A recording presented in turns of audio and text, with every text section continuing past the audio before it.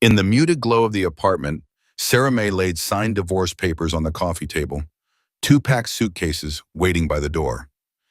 "I've met someone else, Caleb," she stated, her voice flat, not meeting my gaze. My hands still hovering over my keyboard suddenly felt useless. The air seemed to condense, leaving me breathless and raw. "He can give me the life you never could," she added, her lips a thin, cruel line. The hum of the laptop fan was the loudest sound in the Brooksville apartment. My head was bent low, fingers dancing across the keyboard. Lines of code filled the screen, a language I understood better than anything else. This platform, my startup, it was nearly ready.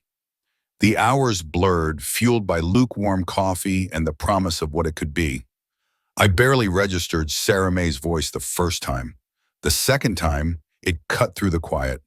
"Caleb, we need to talk," she said. The sharpness in her tone was new, a metallic edge I hadn't heard before. It pulled me out of the digital world, back into the dim living room. I looked up. She stood by the door, framed by the pale afternoon light filtering through the blinds. Two packed suitcases sat at her feet, not carry-ons, real bags, the kind meant for a long trip, or a permanent one. Without another word, she walked to the coffee table, where my half-empty mug sat next to a stack of development books. She laid a white envelope down. Inside were divorce papers. Signed, my name, left blank, waited for my signature next to hers. My world, which had felt so meticulously constructed, suddenly tilted. The floor seemed to shift under my chair. "This isn't working, Caleb," she stated, her voice flat, devoid of the emotion that usually colored her words. She didn't look at me, her gaze fixed somewhere past my shoulder out the window. "These pipe dreams of yours, they don't pay the bills. We're 30. We can't keep living like this, hoping for a miracle." Her hand swept vaguely around the apartment, encompassing our worn sofa, the stack of takeout menus, the life we had built on my coding aspirations, and her part-time office job. A cold knot formed in my stomach. I pushed myself away from the laptop, the screen reflecting my own stunned face. "What are you talking about?" I managed, the words catching in my throat. She finally met my eyes, and there was no warmth there, only a practiced distance. "I've met someone else," she said, the syllables clear and precise. The words landed like stones. "Walter Croft, he's the CEO of Sterling Tech, a real company." The name hit me. Walter Croft, Sterling Tech. I'd seen his company's name in industry blogs, a titan of the Midwestern tech scene. The scale of the betrayal began to sink in, a cold wave washing over me. Not just any man, but a man who represented everything she clearly now desired. "When?" I asked, my voice a low rasp. "I started working for him 6 months ago, in his corporate development department," she replied. She didn't elaborate on didn't need to. Her eyes drifted to the bags again. "We've been together for 4 months. 4 months, while I sat here pouring my life into code, she was building a new one, a different life, apparently." She started talking about Walter, about his penthouse in downtown Chicago, the trips he took her on, the way he handled his business. Her voice softened slightly, a hint of admiration, almost awe in her tone. It was a stark contrast to the careful budgeting, the delayed gratification, the quiet ambition that defined our life together. The things I had asked her to believe in. "Do you love him, Sarah May?" The question hung in the air. She hesitated, a fractional pause that felt like an eternity. Then her lips thinned. "I'm learning to," she said. It wasn't a confession of love, it was a statement of intent, a practical decision. That answer, more than any other, stripped away what little hope I might have held. I closed my eyes for a moment, trying to recenter myself, but the world continued to spin. When I opened them, I saw her watching me, a strange mix of pity and impatience on her face. Then she added, almost as an afterthought, "Walter was really impressed with some of the ideas I mentioned from your platform. He thinks there's a lot of potential there." My breath hitched. My proprietary platform. The one I'd been working on for 2 years. The one I had shared with her in late-night talks, mapping out my dreams.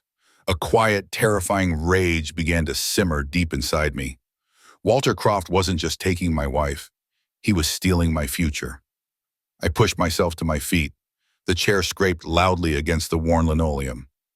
"Get out," I said, my voice barely a whisper, yet it carried an unmistakable weight. "Get out of my apartment." She picked up her bags, the expensive leather creaking softly. At the threshold, she turned, her eyes cold and distant. "Men like you, Caleb, with all your big ideas and no follow-through, you're a dime a dozen." Then she was gone, leaving only the faint, lingering scent of her expensive perfume and the signed papers on the table. The silence that followed was immense, a heavy blanket that smothered all sound. I walked to the small liquor cabinet, my movements stiff and deliberate, like a man moving through deep water. I pulled out a bottle of Johnny Walker, the familiar weight in my hand a small comfort. The first burning sip did little to numb the pain, but it did sharpen my resolve. Walter Croft. He was taking my wife, and he was taking my work. The realization settled deep in ugly, bitter truth. In the quiet of that empty apartment, with the taste of whiskey on my tongue, I made a vow. I wouldn't just finish my platform.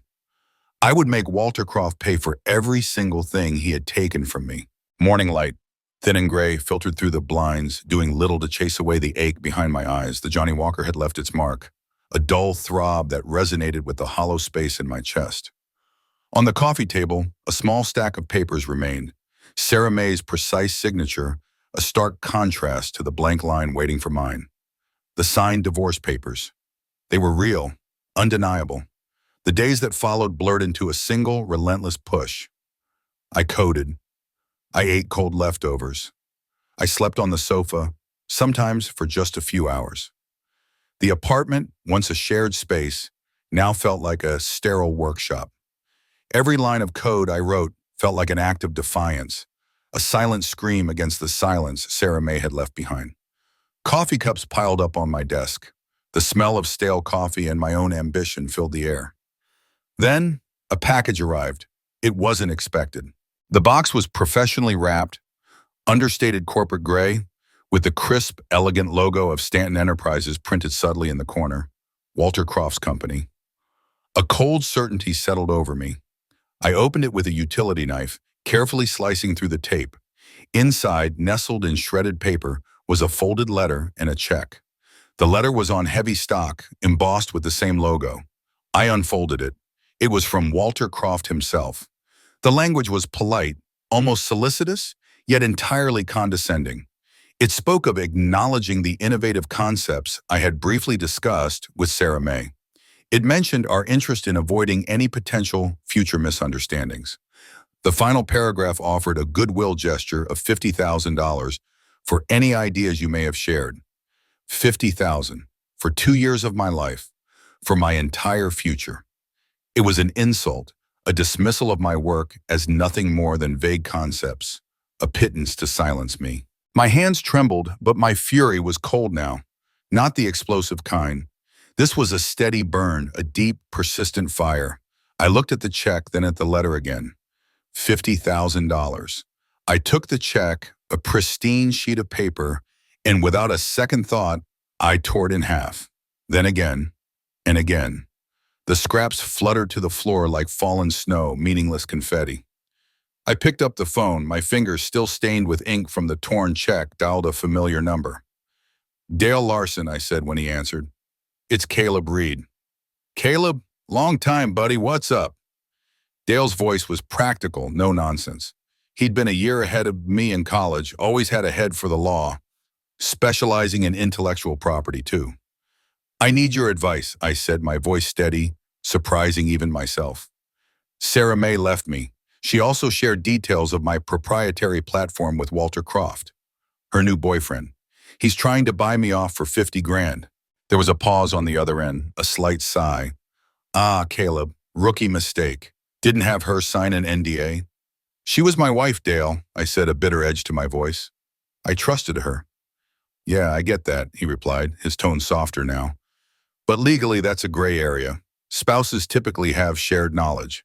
Without specific protections, it's tough to prove she breached anything, especially if she claims she was just discussing it. And if Walter is smart, he's insulated himself." My heart sank a little, but then Dale continued. "However, it's not all lost. You have the original code base. You have the development logs. What's critical now is getting to market. Document everything you have done, every timestamp, every version control. Get your product out there. Establish prior art. Then, and only then, do we worry about taking on a company with bottomless pockets. His words were like a cold compress on an open wound. Practical, focused, a path forward. I hung up with Dale, the pieces of the check still scattered on the floor around my feet. Walter wanted to bury me, to dismiss my work. That wouldn't happen. Dale was right. Get it to market. I picked up the phone again, dialing another number. This one was etched into my memory. Frank Peterson, my potential angel investor. He was a man who'd built his own business from the ground up, understood drive and ambition. Mr. Peterson, I said when he answered, it's Caleb Reed. I'm ready to show you the platform. Tomorrow, if you have time. 2 days later, I sat across from Frank Peterson in his austere, wood-paneled office. The air smelled of old money and fresh coffee. Frank, a man whose face showed the fine lines of decades spent making tough decisions, watched me with a gaze that missed nothing. Sarah May not joining us today, Caleb? He asked, his voice low, almost a murmur. His eyes flickered to the empty chair beside me. I met his gaze directly. We're separated, Mr. Peterson, I said, my voice steady, devoid of inflection. But it's only made me more committed to this project, more focused. Frank simply nodded, a slight movement that could mean anything or nothing. He'd seen a lot in his time, a lot of young men with big ideas and personal problems. He leaned back in his leather chair, his hands clasped over his stomach. Show me what you've got, son. The screen of my laptop glowed, casting a cool blue light on the polished mahogany desk in Frank Peterson's office. I took a deep breath, the familiar scent of leather and old paper filling my lungs. This wasn't just a demonstration, it was a gamble, everything riding on the next hour. Mr. Peterson, I began, my voice clear and steady, what you're about to see is Insight Engine, surprise. It's a predictive analytics platform designed to cut through the noise of unstructured data faster and smarter than anything currently on the market. I launched into the presentation, my quiet intensity taking over. I explained the architecture, the proprietary algorithms I had painstakingly developed over the past 2 years. I spoke of the challenges businesses faced with the explosion of data, customer reviews, social media feeds, internal reports, information that was rich but often too disorganized to be useful. Insight Engine doesn't just categorize data, I continued, navigating through slides that showcase complex diagrams and clean user interfaces. It understands context, it identifies latent patterns, trends that are invisible to traditional analytical tools. Imagine sifting through 1 million customer comments and knowing not just what they're saying, but why they're saying it and what they're likely to do next. As I spoke, I could see Frank Peterson leaning forward slightly in his chair. His initial reserved demeanor began to crack, replaced by a keen, almost hungry interest. He was a man who understood efficiency, understood the value of information. I clicked to a live demonstration, importing a sample data set I had prepared, a messy collection of online reviews and forum posts about a fictional product. The software processed the data with a fluid grace, algorithms churning in the background. Visualizations bloomed on the screen, word clouds shifting into sentiment analysis, geographical heat maps highlighting areas of high dissatisfaction, predictive graphs indicating potential future sales trends based on current online chatter. It was compelling even to me, who had built it. Frank watched, his gaze fixed on the screen, absorbing every detail. I've heard rumors, he said, his voice low, breaking the silence that had fallen between us. Stanton Enterprises, Walter Croft. Word is they have got something similar in the pipeline, launching next quarter. A familiar knot tightened in my gut. Sarah May's words echoed in my mind. Walter was really impressed with some of the ideas. The thought that Walter might be attempting to replicate my work, leveraging what Sarah May had divulged, fueled a fresh surge of resolve. Mine's better, I declared, my voice firm, cutting through the quiet office air. And I can prove it. I looked at Frank directly. Give me any data, Mr. Peterson. Any mess, something real, something you've struggled to make sense of. I'll show you what Insight Engine can do. Frank's eyes narrowed slightly, a thoughtful expression on his face. He considered my challenge for a long moment, then reached for the phone on his desk. He made a quick call, speaking in hushed tones to his assistant. Send that Q3 customer behavior data over, all of it. The raw files, email it to Caleb Reed. Yes, the big one. A few minutes later, my inbox pinged. A massive file, several gigabytes of customer purchase histories, website navigation paths, support tickets, and open-ended feedback forms. A truly jumbled, unstructured mess. Exactly what I needed. I imported the raw data into Insight Engine. The progress bar filled steadily as the platform ingested the information. Then I set my parameters, looking for correlations between specific website interactions and repeat purchases, identifying key phrases in support tickets that indicated churn risk, predicting the success rate of a new marketing campaign based on past behavior. I clicked Analyze. The algorithm sang. On the screen, the jumble transformed into elegant, interconnected graphs. Clear patterns emerged. Specific customer segments, once hidden in the noise, coalesced. Predictive insights materialized, showing with startling accuracy which customers were most likely to respond to a loyalty program, which product features were truly driving engagement, and where the next wave of complaints would likely originate. Things that would have taken a team of experienced analysts weeks, maybe months, to uncover, were laid bare in minutes. Frank Peterson sat straighter in his chair. His initial scrutiny had given way to genuine surprise, then an almost reverent awe. His eyes were warm, fixed on the screen, tracing the lines of the graphs, processing the insights. "That's remarkable, Caleb," he murmured, his voice hushed, almost reverent. "Truly remarkable." The raw power of the platform spoke louder than any rumor, any insinuation, any doubt. It spoke louder than Walter Croft's condescending offer. Frank Peterson was a man who trusted his gut, and his gut had just witnessed something undeniably powerful. After the demonstration, he sat silently for a long moment, the only sound the soft whir of my laptop. Then he simply said, "Caleb, I'm in. Let's talk terms tomorrow." It was all I needed to hear. The capital, the fuel for my fire, was finally secured. Within weeks, the small, quiet office I rented in a modest commercial park on the outskirts of Brooksville became the hub of my world. It was nothing fancy, just a few rooms, stark white walls, in cheap industrial carpet.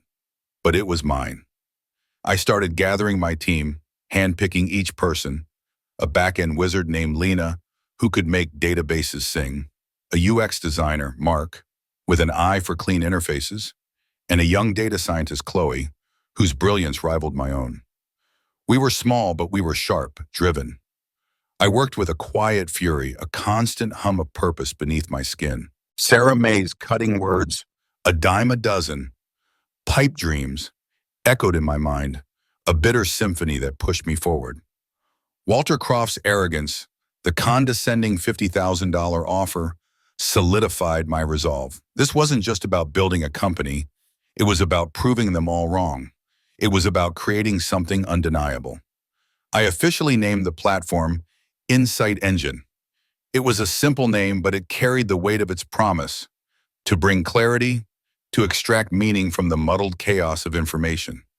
Every line of code, every feature we implemented was a testament to that goal. And one afternoon, months into our intense development, my phone rang. The caller ID showed Sarah May's number. I almost didn't answer, but some instinct told me to. "Caleb?" Her voice was distant, tinged with a faint echo, as if she were calling from very far away. "How are things? With the project?" I kept my voice even, professional. "We're making progress, Sarah May. Everything's on track." I offered no details, no emotion, just the facts. There was a slight pause. "That's good," she said, though her tone sounded more curious than genuinely pleased. "Walter was asking about it, just generally. He's always interested in new tech." I felt a cold prickle of awareness. Walter was still watching, still probing. "Tell him I said hello," I replied, the sarcasm heavy in my voice, though I doubted she registered it. And that insight engine is exceeding all expectations. Right, well, I just wanted to check in, she said, her voice trailing off. I'm in Dubai with Walter. It's beautiful here. I'm sure it is, I said, a dry taste in my mouth. Got to go, Sarah May. Work to do. I hung up before she could respond. Dubai. It confirmed the rumors that had occasionally trickled back through mutual acquaintances. Sarah May was living the high life, traveling the world, draped in the luxury Walter Croft could provide. I pushed any stray thoughts of her aside, funneling all my anger, all my focus, into Insight Engine. The more she flaunted her new life, the deeper my resolve to make my platform a resounding success. The beta launch was a quiet success. We invited a select group of tech insiders, industry analysts, and potential enterprise clients. The feedback was overwhelmingly positive. Revolutionary, one prominent tech blogger wrote. A game changer for data analysis, another tweeted. My name, once only known in obscure coding forums, started to carry weight in certain circles. I was no longer just Caleb Reed, the guy with the pipe dreams. I was the man building Insight Engine. Something real. Something tangible. Dale Larson called me around that time too. Remember what I told you, Caleb, he said, his voice serious. Keep every scrap of paper, every email, every timestamp on every version, control, commit. We're building a fortress here. We'll need it. His words were a reminder that the battle wasn't just in the code, it was in the documentation, in the meticulous record keeping. The full public launch date loomed closer now, a quiet storm brewing on the horizon. My platform, Insight Engine, was ready to burst onto the scene, and according to industry whispers and a few subtle hints from Frank, Walter Croft's own similar platform was also nearing its launch. The timing was too perfect, too coincidental. The stage was being set. The day Insight Engine launched publicly was quiet on my end.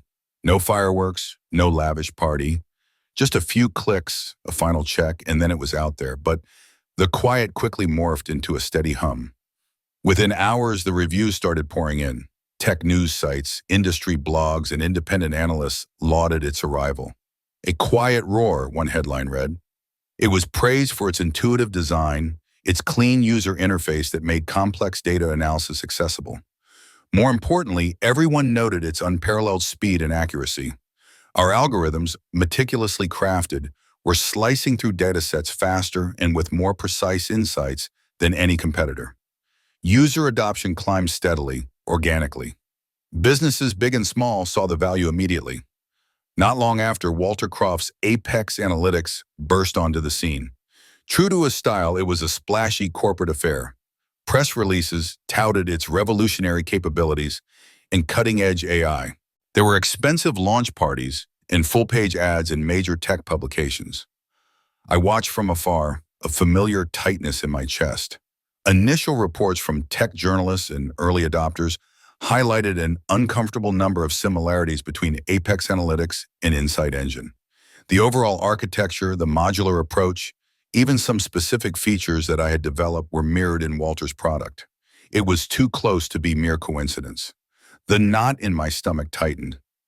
This was the theft, plain and unvarnished. But it wasn't long before cracks began to show. Beta testers and early reviewers, those who genuinely put the software through its paces, began to point out Apex's clunkiness, its lesser performance. Where Insight Engine was fluid, Apex felt sluggish. Where Insight Engine delivered pinpoint accuracy, Apex offered broader, less refined insights. Its user interface, despite the sleek marketing, was often confusing, less intuitive. It was clear that while they had copied the ideas, they hadn't been able to replicate the execution or the underlying brilliance of my algorithms. Whispers of plagiarism, of intellectual theft, started to spread like wildfire. Tech forums buzzed with comparisons. Industry blogs ran side-by-side analyses, many of them pointing out the stark performance differences and the uncomfortably similar feature sets. The narrative began to shift from two companies with similar ideas to one company riding on another's coattails. Stanton Enterprises, as expected, issued a dismissive statement. Their corporate communications team, masters of corporate speak, called the similarities convergent evolution, a natural phenomenon where different entities independently develop similar solutions to similar problems. They doubled down on their innovation, ignoring the growing chorus of dissent. It was time. I called Dale Larson. "They've launched," I said, my voice calm, almost detached. "And it's exactly what we expected." Dale was ready. He had been preparing for this. "Good," he said. "The timing is critical. Your product is established. Proven. There is faltering." Within days, through Dale Larson's firm, a formal cease and desist letter landed on Walter Croft's desk at Stanton Enterprises. It wasn't just a letter. It was a meticulously documented dossier detailing the intellectual property infringement, citing specific code structures, algorithm methodologies, and design elements that had been lifted from Inside Engine. The legal challenge elevated the brewing conflict into a public spectacle. It was no longer just a tech story, it was a drama. Media outlets, hungry for conflict, jumped on the story. They painted it as a classic David and Goliath struggle. The small, innovative startup, founded by a man betrayed by his wife, against the corporate behemoth led by the man who had taken her. It made for good headlines, good television. I remained grounded, focusing on the work. The team kept refining Inside Engine, adding new features, improving existing ones. I let Inside Engine's superior performance and Dale's meticulous legal work do the talking. The truth, I believed, would eventually find its way out, much like a steady river wears down a stone. As the storm began to brew, it became clear that some choices carry a heavier price than others. Stick around to the end to see how life's costly choices unfold. The legal proceedings began with the methodical precision of a well-oiled machine. Dale Larson, lean and focused, stood before the court, not with bluster, but with a mountain of undeniable evidence. He presented code commits, each with a timestamp dating back years, demonstrating the organic development of Inside Engine. He laid out patents I had filed, outlining core algorithms and unique features long before Apex Analytics was even a whispered rumor. He compared line by line, feature by feature, highlighting the uncanny resemblances, the structural mirrors, the coincidences that stretched credulity. Stanton Enterprises, for all its immense legal might and bottomless pockets, found itself on the defensive. Their high-powered lawyers tried to weave narratives of parallel innovation, of industry standards, but the evidence was too specific, too overwhelming. They couldn't adequately explain away how Apex Analytics contained so many unique elements of Inside Engine that had been developed and documented years prior. The legal battle wasn't a shouting match. It was a slow, deliberate strangulation. Then, leaks started. First, faint whispers, then clearer statements from within Stanton. Disgruntled employees, perhaps feeling the ethical weight of the situation, or simply seeing an opportunity to damage a corporation they resented, discreetly fed information to journalists. Stories emerged hinting at rushed development cycles for Apex, internal conflicts over design choices, and most damning questionable ethics surrounding the platform's genesis. The murmurs became a chorus. Sarah May's name, once merely a footnote in my personal life, began to appear in articles. Not just as my ex-wife, but as the link. Headlines hinted at her role, tying her directly to Caleb Reed and the alleged theft. Photos of her, smiling beside Walter at some gala or on a private jet, were suddenly juxtaposed with headlines about intellectual property and corporate espionage. The glamour of her new life started to curdle. Frank Peterson, a man who preferred to operate in the shadows, wasn't idle. He used his extensive network, making quiet calls, nudging journalists, ensuring the story stayed hot. He understood the power of public opinion, especially when it came to a company's stock price. He wanted the spotlight to remain firmly on Walter Croft, exposing the rot beneath the polished facade. Walter Croft's public image, once unblemished and commanding, started to crack under the relentless scrutiny. Interview clips showed him visibly flustered, offering vague platitudes. Investors, known for their short memories and shorter tempers when money was at stake, began to eye their portfolios nervously. The constant barrage of negative press, the looming legal battle, the whispers of unethical behavior. It all added up to risk. One evening, my phone vibrated with an anonymous text. It was a screenshot of an internal Stanton email chain. Not just any emails, but a conversation between Walter Croft and Sarah May. It was about specific features, code structures, and implementation details of my platform. Sarah May wasn't just sharing details. She was actively providing architectural blueprints, technical specifications, insights into the core logic of Insight Engine. The email contained phrases like Caleb's approach to the XYZ module, and she confirms that his predictive engine relies heavily on. The revelation hit me with a chilling force. This wasn't just a scorned wife looking for a better life. This was a calculated, deliberate act of sabotage and betrayal. She hadn't simply left me. She had systematically undermined my life's work for personal gain, collaborating directly with the man who sought to profit from it. The anger I had felt earlier was a flickering candle compared to the cold, hard resolve that settled over me now. There was no going back, no room for pity or forgiveness. Stanton Enterprises' stock price, which had been dipping, took a significant hit, a tangible sign of the company's increasingly precarious position. Analysts downgraded their outlook. Shareholders called for answers. The pressure on Walter Croft became immense. His empire, which had seemed so unshakable, was showing its first serious fissures, threatened not by a competitor, but by the very foundations it had supposedly built itself upon. The unraveling was in full motion. The anonymous tip had confirmed it. Sarah May's betrayal ran deeper than I had first imagined. With the legal hammer now poised to drop on Stanton, and my own understanding of her complicity now complete, I knew I needed to see her one last time. Not out of any lingering affection, but for a quiet, stark closure. A final reckoning that didn't involve lawyers or courtrooms. I arranged a meeting at a neutral cafe in a quiet part of Brooksville, a place neither of us frequented. When she walked in, the first thing I noticed was how drawn she looked. Her expensive clothes, a tailored blazer and silk scarf did little to hide the frayed edges of her composure. The high-gloss arrogance she'd worn during our last encounter was gone, replaced by a raw defensiveness that flickered in her eyes. She sat down, her hands clasped tightly on the polished tabletop. "Caleb," she began, her voice a little breathless, "I don't know why you wanted to meet. I thought we were done."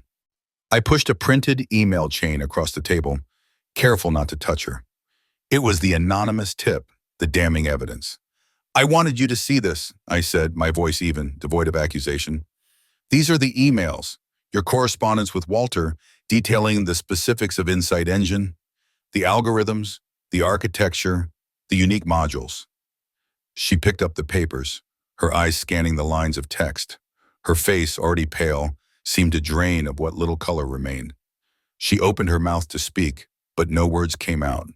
She pushed them back towards me, as if the paper itself burned her fingers. She pushed back then, a desperate, almost frantic denial. "He pressured me, Caleb. He said he just wanted to understand the market, to know what I thought. He was so charismatic, so convincing. He made promises. He promised me a life, a real life. Not..." Her gaze swept around the modest cafe, a ghost of her old disdain for our simple existence. Then the dam broke, the dam. A torrent of words spilled out, raw and unfiltered. "He told me you'd never make it, that you were just dreaming. He said he could take care of me, that he needed my help, my insights, to build something truly revolutionary. He used my access, Caleb, my intimate knowledge of your work. He needed to accelerate Apex. He called it competitive intelligence. He made it sound so reasonable, so necessary." There was a mix of regret in her words, a desperate plea for understanding, but also a bitter, lingering resentment. "Why couldn't you have been successful sooner, Caleb?" She choked out, tears welling in her eyes. "Why did it take so long? I just wanted..." Her voice broke. I looked at her, truly saw her, not as the woman I had loved, not as the woman who had betrayed me, but as someone stripped bare. The expensive clothes, the carefully applied makeup, they were just a thin veneer. Underneath, she was hollowed out, consumed by her choices. I felt no anger, no satisfaction, no desire for retribution. Only a profound, weary sadness for the woman she had become, a casualty of her own desperate pursuit of a life she thought she deserved. I didn't accuse, I didn't gloat. I didn't say anything at all. When she finally fell silent, slumped in her chair, her shoulders shaking, I quietly got up. The scraped sound of my chair on the linoleum seemed unnaturally loud in the silent cafe. I simply walked away, leaving her there, alone with her unraveling. The news broke swiftly a few hours later. Walter Croft, the titan of Stanton Enterprises, was now facing an internal investigation. Whispers, then outright reports, of criminal charges for industrial espionage began to circulate. The fall, when it came, was going to be swift and brutal. Sarah May had truly bound herself to a sinking ship, a ship she had helped scuttle. The legal battle finally concluded, not with a bang, but with a series of quietly delivered verdicts and settlements. Caleb Reed and Insight Engine achieved a decisive public victory.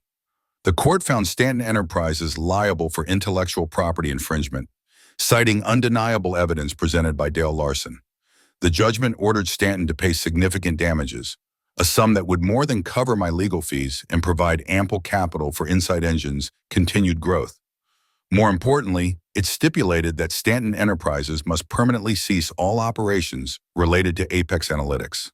The competing platform, the very vehicle of Walter Croft's ambition and Sarah May's betrayal, was to be dismantled, erased from the market.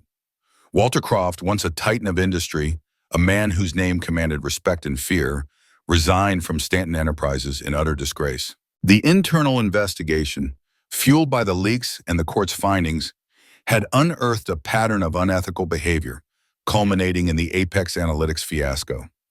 His career, his once unblemished reputation, were utterly shattered. He faced the prospect of civil lawsuits from shareholders and potential criminal charges for industrial espionage. The pay the price had come full circle. Walter Croft lost his company, his standing, and faced complete personal and professional ruin. And Sarah May? She was left with nothing. Walter, the man she had left me for, the man who had promised her the world, discarded her as his own world collapsed. She was a liability, a loose end, a reminder of his folly. The lavish lifestyle she had so desperately sought evaporated. The penthouse, the trips, the expensive clothes, all gone. Her social standing, once propped up by Walter's wealth and influence, crumbled. She lost any last shred of the life she thought she'd found, a life built on deceit and borrowed dreams. The silence that followed her departure from my apartment had been replaced by the deafening emptiness of her own making. I sat in my office, the muted glow of my monitor reflecting in the glass of my celebratory whiskey. Professionally, I was triumphant. Insight Engine was soaring, respected, poised for even greater success. The damages were substantial, the vindication complete. Yet I felt the heavy weight of the emotional cost. The victory was real, undeniable, but the satisfaction was hollow. The years of struggle, the personal betrayal, the sheer effort to claw my way back from the brink, it had left a mark. It was a wound that, while healed, still ached with the ghost of what had been lost. Dale Larson, ever the pragmatist, raised a glass with me. "A hell of a win, Caleb," he said, his smile genuine. But he observed my quiet, reflective demeanor, the slight slump in my shoulders. He had seen enough of these battles to understand the true burden of such a victory. He knew that sometimes, even when you win, you lose a part of yourself in the fight. The tech world now recognized Caleb Reed not just as an innovator, but as a man who had stood firm, defending his principles and his work against overwhelming odds. My story became a cautionary tale, a testament to resilience, and a stark reminder that integrity still held currency in a cutthroat industry. But for me, in the quiet of my office, surrounded by the hum of my servers, it was just the aftermath of a war I never wanted to fight. A chapter closed, but the scars remained.